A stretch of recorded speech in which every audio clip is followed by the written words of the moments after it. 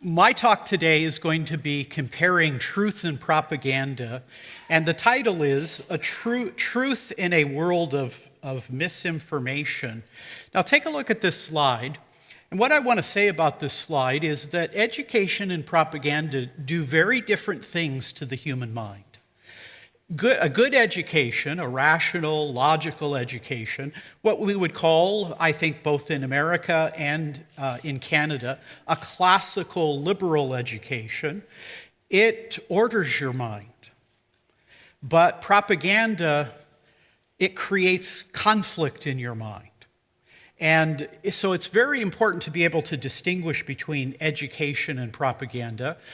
I write a chapter on that very topic in our new book that I wrote with my colleague Mark Perez, and we've called that book Clear Thinking in a Messy World. There's a lot of messiness in the world these days. Things like conspiracy theories, things like informal fallacies, things like cognitive biases, and issues like that. Now, I want to draw you to Scripture, first of all, and I want you to look carefully at these two passages. The first one is 1 Thessalonians 5:21. So this is Paul writing, the Apostle Paul. And Paul says, test all things and hold on to the good. Now, let me give you the context. You don't want to read a verse out of its context. The context is that in the early church, in the apostolic church, people would come to the church and they would prophesy. So the context of this is really looking at prophetic words. Paul says, test all things and hold on to the good. Because someone claims to be a prophet doesn't necessarily mean that they are. But I think that it's also fair to say that this is a solid general principle of life. Test all things and hold on to the good. Then another apostle, his name is John. In 1 John 4:1, John says this. He says, do not believe every spirit, but test the spirits to see whether they're from God, because many false prophets have gone out into the world. So even while the apostles were living, there were challenges to the Christian faith. There was misinformation. And notice that both Paul and John, two pillars of the Christian church, tell us that it's important to test things, put things to the test. Well, centuries later, when science emerged in the 16th century, 17th century, the idea of testing became very, very important. And talk with Fuzz about how important experimentation, observation, and testing are to the scientific enterprise. Now I want to bring you to our culture today. I think that right around 2020, a lot of events were happening in our world. And obviously the pandemic, I had never seen anything like a pandemic, and it seemed to kind of bring the world to its knees. And that was an extraordinary time. But it was also a time when there was a lot of debate in the Western world about things like race and gender and class. The new idea was presented, is there real news versus fake news? Is there a post-truth world? And of course, there are lots of conspiracy theories and controversies, wars, the Israeli-Hamas war, Ukraine and Russia. And so many people thought, wow, we seem to be living at a very controversial period. Now, the Germans have a word for that. It's called zeitgeist. So today, when you go home and somebody says, well, what'd you learn at church? You say, I learned the word zeitgeist. It means the spirit of the age. So zeit means time, and geist means ghost or spirit. The spirit of the age. It references what philosophers call the general intellectual, moral, and cultural atmosphere of a given period of time. I think we are increasingly living in a post-Christian age. And we want to be very careful. When I was a boy, if I wanted to get information about history or philosophy or science, I had to go to the library. And I better turn those library books back in or they would fine me. How many of you remember checking out books and having to get them in on time? Yeah. Now, my son was born in 1995, so he lived in the age of the internet. And he never goes to the library. He just goes to his keyboard, and that can take him all over.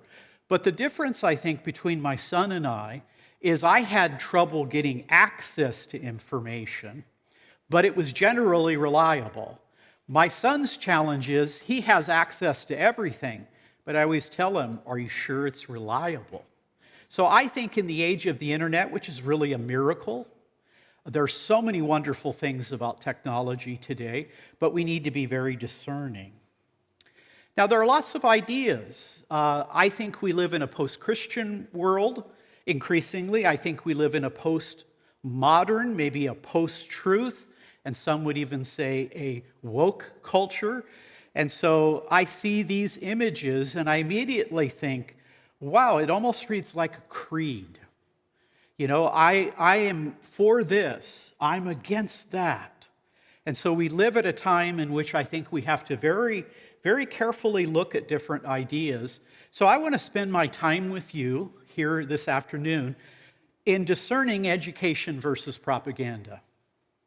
And what I want to begin with is there's a lot of attention in America as to whether the public schools actually educate or indoctrinate our children. And even some of the most elite schools, Harvard, Yale, and even some of the elite science schools, MIT, there is a lot of discussion as to whether the kids, the young people, either K through 12 or college students are being educated or indoctrinated. And I suspect that's similar to what you have discovered here in Canada. Well, take a look at this little image. It's an interesting one. I got it off the internet. I had to make sure where it came from. But here's the question. Do we educate or indoctrinate people? And notice that before the people step through the public school, they're all different.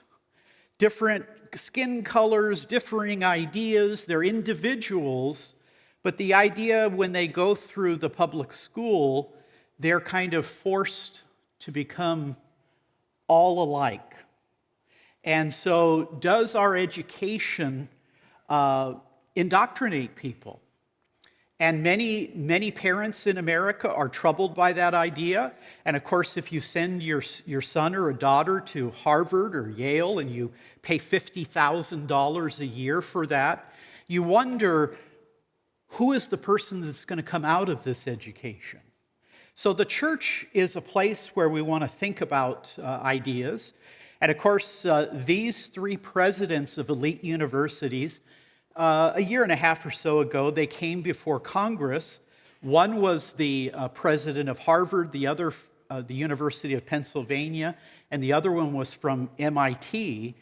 And what was interesting is, in all of the universities, there were certain people you could not criticize, but other people you could criticize. Certain ideas were you could not touch, or you'd be disciplined.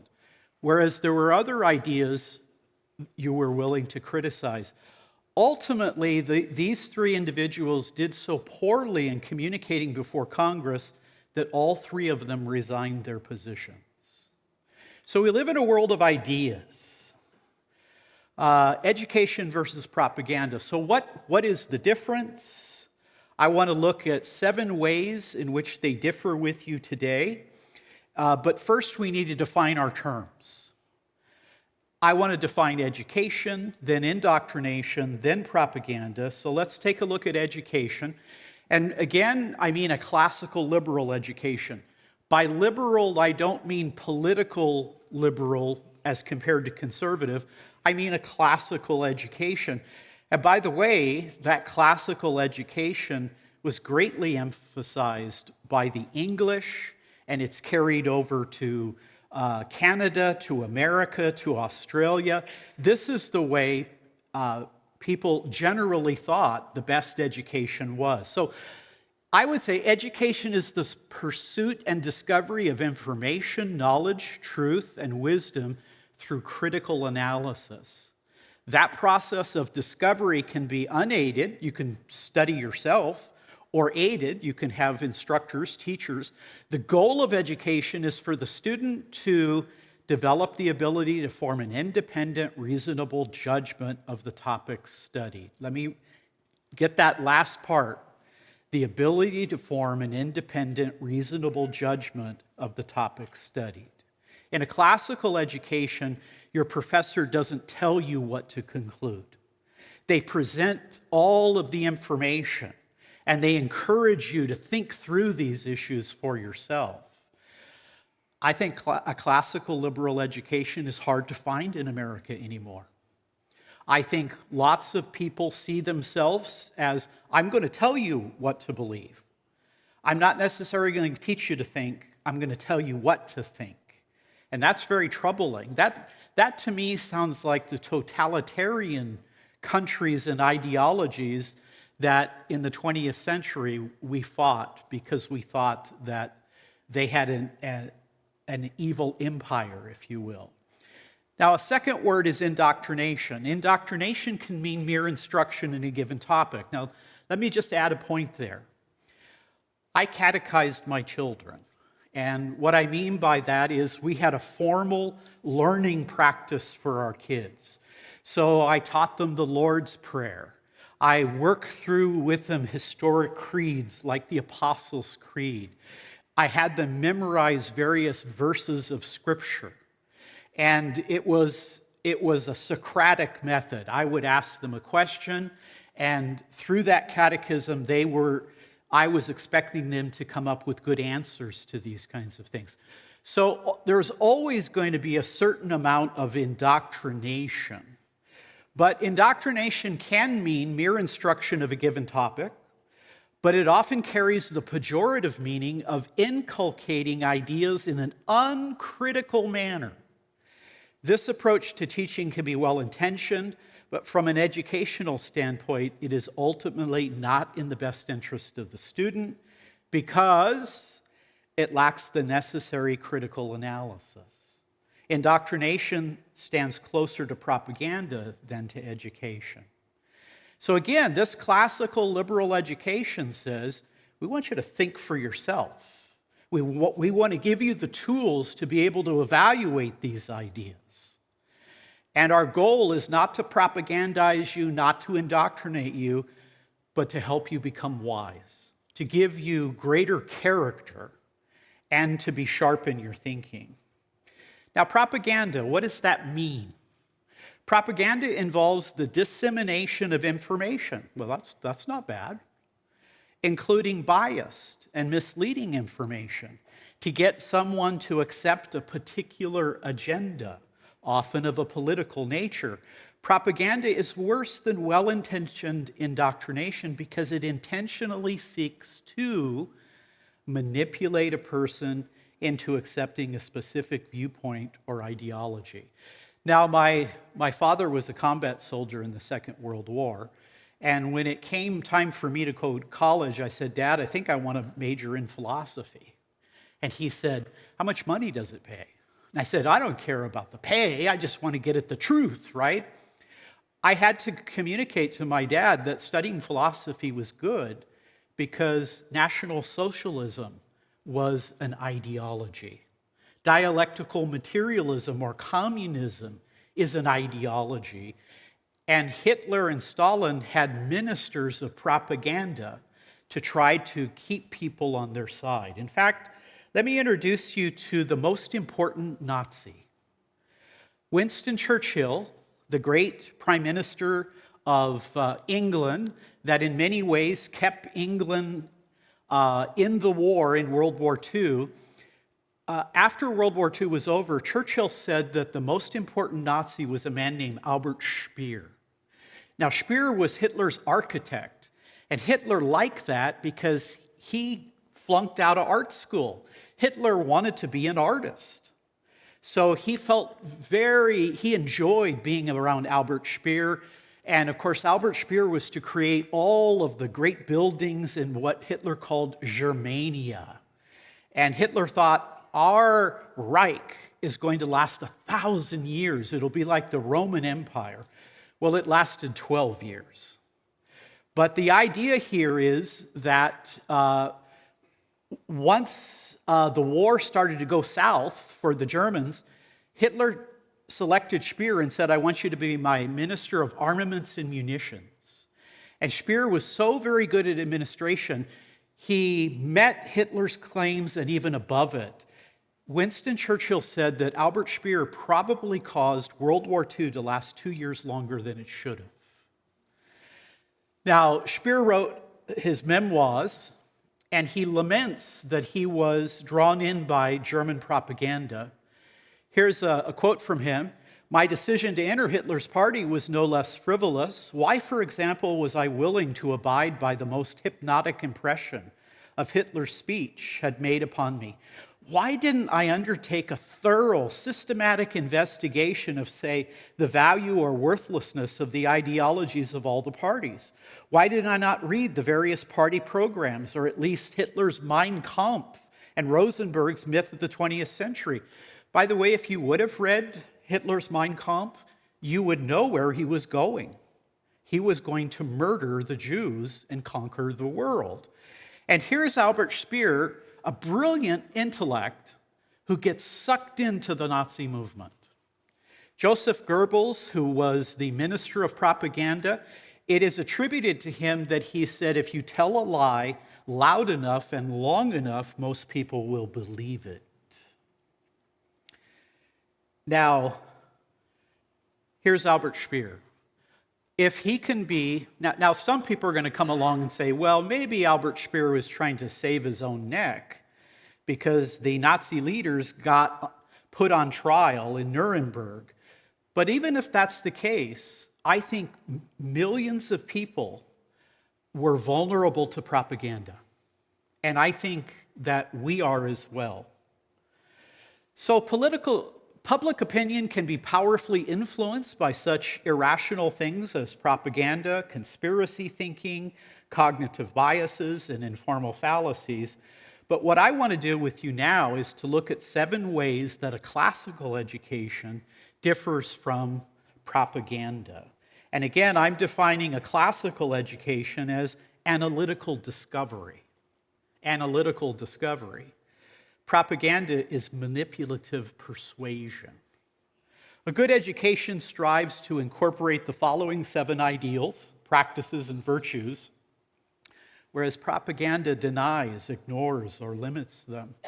Number 1, education emphasizes how to think instead of just what to think. Education emphasizes how to think instead of just what to think. I would not spend $50,000 sending my daughter or my son to Harvard to know that they're going to be told what to think, rather than developing character, developing critical thought, and being able to come out of the university and have a good life. And so we have to be aware of these kinds of things. So a genuine learning requires developing critical thinking skills that can aid the student in analysis and evaluation in order to form a reasonable judgment on a given topic. I remember when I was raised, the public table was a time where my dad would raise issues with us kids. He'd talk about politics, he would talk about history, he would talk about science, and I had to really be really motivated because I had really smart sisters. Well, the idea there is, how do I think through these issues? How do I gain skills that can help me to think through this and to make independent judgments? And you know what? I got old enough where I started to disagree with my dad.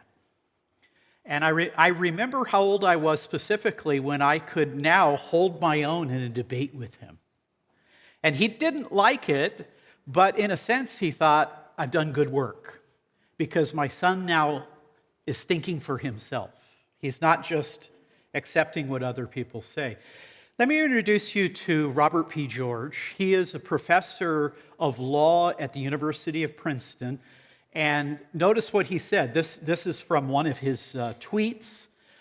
Twitter, which we now call X, he writes this: "Why can't people understand the difference and the importance of the difference between education, good, indoctrination, bad? This is not hard. It is not a fine line. Teaching young people how to think carefully, critically, is different than telling them what to think."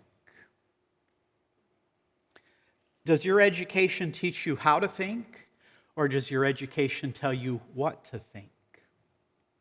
A good education prepares students to develop the necessary skills to learn to think for themselves. Propaganda tells a person exactly what to think. How about number 2? Education pursues objectivity instead of subjectivity. A solid approach to learning acknowledges the challenge of human bias. We're all biased. Christianity says God created the world, but then humans fell. And this original sin has led to us being biased and prejudiced. So bias and prejudice isn't any particular people group's problem, it's a human problem. Just like slavery wasn't just a Western problem, slavery was a human problem. So a good education acknowledges that we have biases, we have prejudices, but it promotes a reasonable open-mindedness and even-handedness and a basic fairness when it comes to issues. So Peter says, always be ready to give to every man an answer, but do it with gentleness and respect, keeping a clear conscience. We want to persuade people. Christians are in the business of persuading, but we're not in the business of manipulating people or propagandizing people. At Reasons to Believe, we want to do good science. We want to do good philosophy. And we want to persuade people based upon things like truth, not manipulation. Education usually serves to broaden one's perspective. Propaganda is agenda-driven and focuses upon subjective goal of persuasion, and it tends to significantly narrow one's perspective. Now, let me also say this. Sometimes Christians engage in propaganda. Sometimes we believe so strongly that our view is right that we don't allow criticisms to come to bear. We don't allow differing ideas. When I was educating my 3 children, my wife and I, we wanted to expose them to ideas before they went off to college. So we talked about the challenge of evolution. How can a person who accepts the Bible think about evolution? And I introduced them to atheist philosophers, and we would read them and talk about them.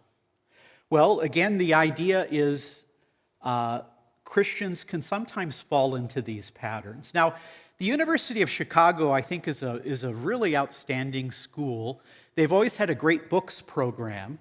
So you'd go to the universities and you'd read Plato and you'd read Aristotle and you'd read Shakespeare and you'd read Nietzsche. And there was this dialogue and discussion. Here's what the University of Chicago says. They said the university has a solemn responsibility not only to promote lively and fearless freedom of debate and deliberation, but also to protect that freedom when others attempt to restrict it. You know, at some very fine schools in America, there are certain ideas you cannot embrace or you're discriminated against. I'm told something similar has happened at some of the elite schools here in Canada. There are certain ideas that are privileged. There are other ideas that are scrutinized. What I would say is let them both be scrutinized. If the truth is the truth, it'll stand up.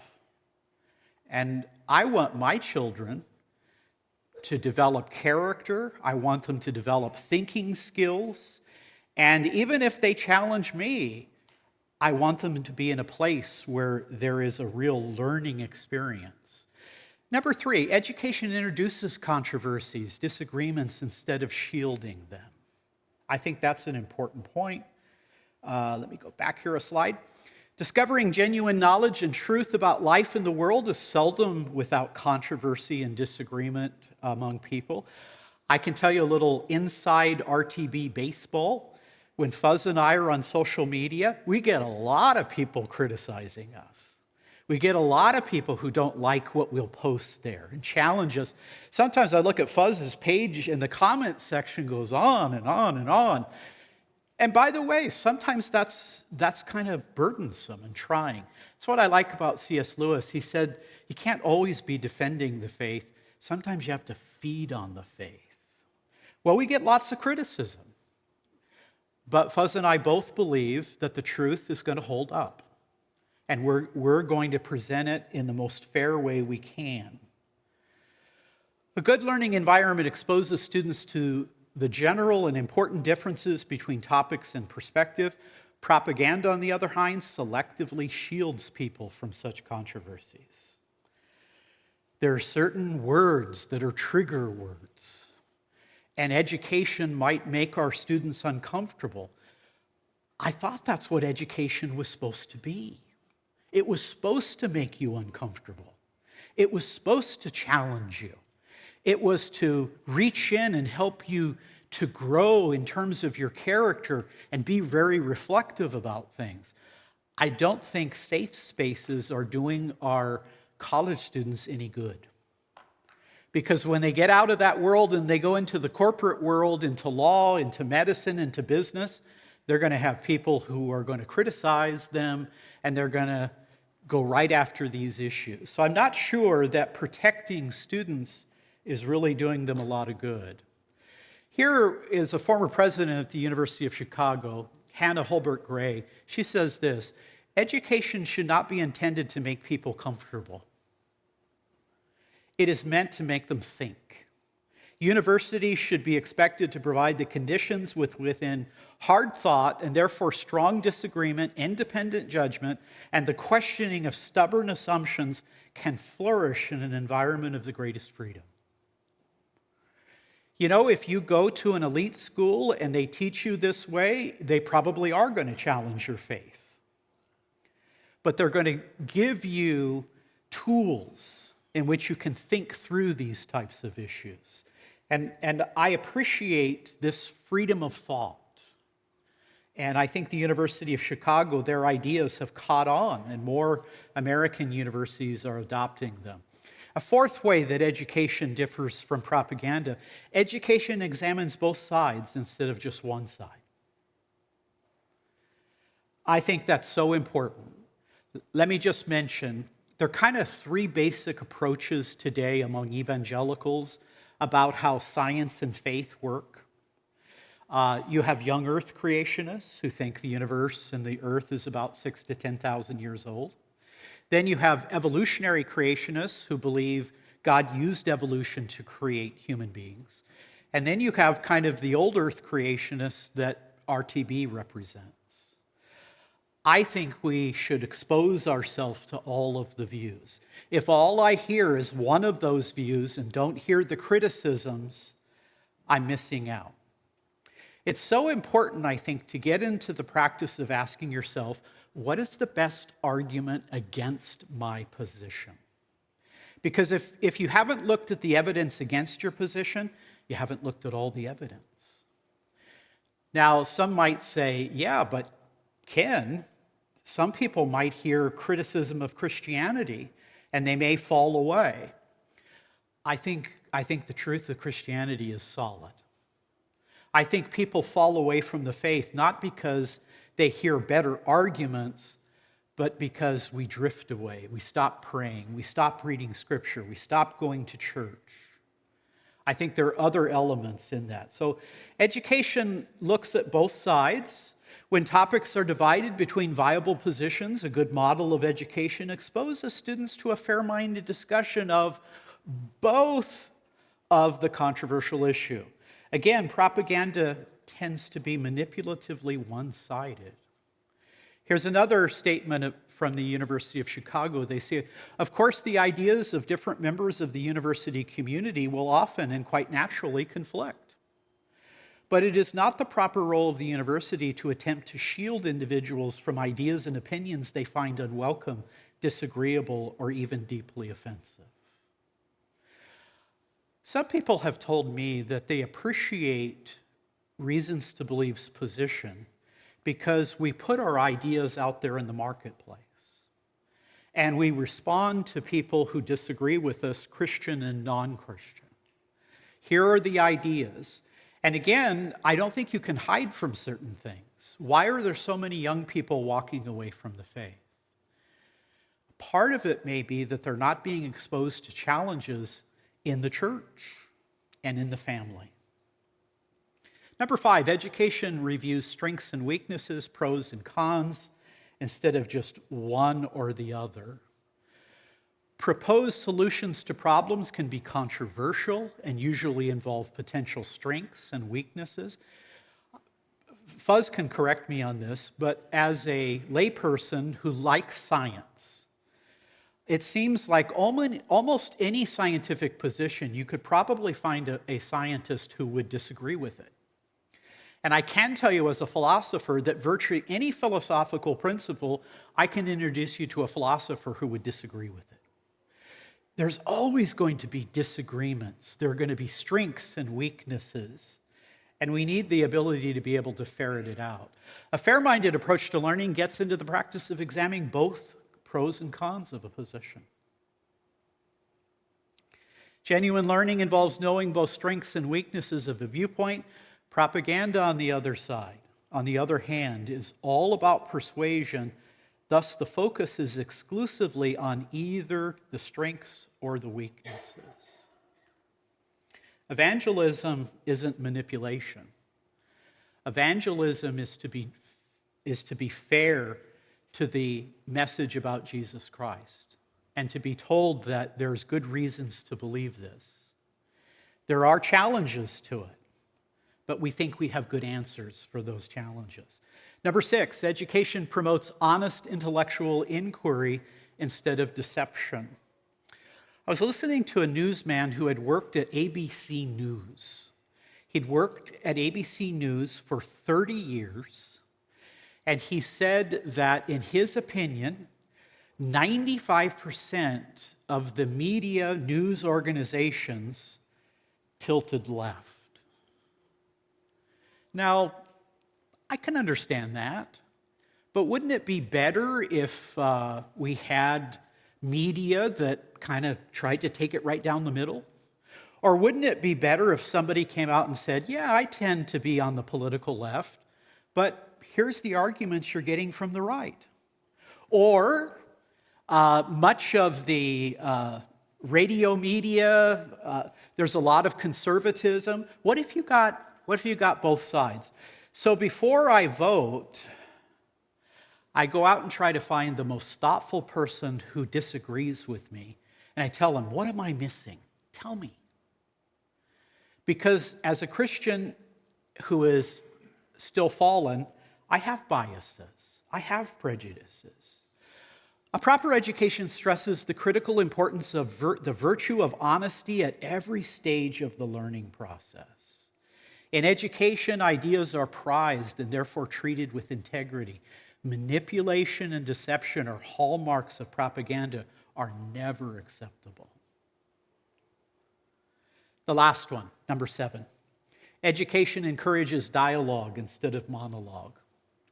Learning is enhanced by respectful dialogue, discussion, and interaction.